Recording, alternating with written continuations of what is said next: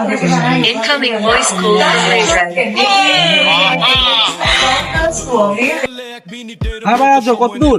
নিচে গাড়ি কাটা টিক টিক শব্দ আর সময়ের নাম সময়ের কাটা এই তো ভাই অলমোস্ট পৌঁছে গেছি। টিক টিক টিক শোনো রে ভাই শোনো মন দিয়ে ঘড়ির ওই আওয়াজ থামবে না সে এক পলক যতই থাকুক। লোকেরা বলে কিছু বাড়ি খালি থাকে না, শুধু এখানে মানুষ থাকে না।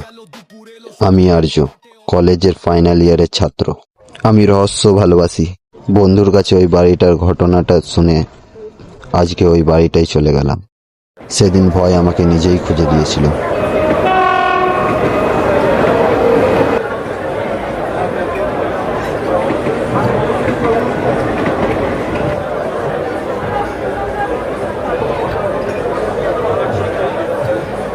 সময়ের গতি নিয়ে একটি র্যাপ লিরিক্স দেওয়া হলো, এটি দ্রুত বললে 1 মিনিটের মতো সময় নেবে শিরোনাম সময়ের কাটা বিট শুরু হচ্ছে টিক টিক টিক টিক শোনো রে ভাই শোনো মন দিয়ে।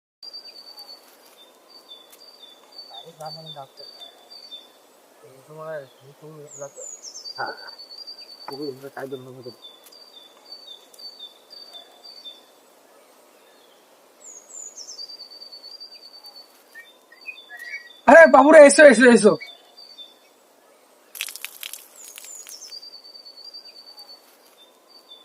গ্রামে সেই শেষ প্রান্তে সরকারি কোয়ার্টারটা, ওখানকার যায় না বুঝলি।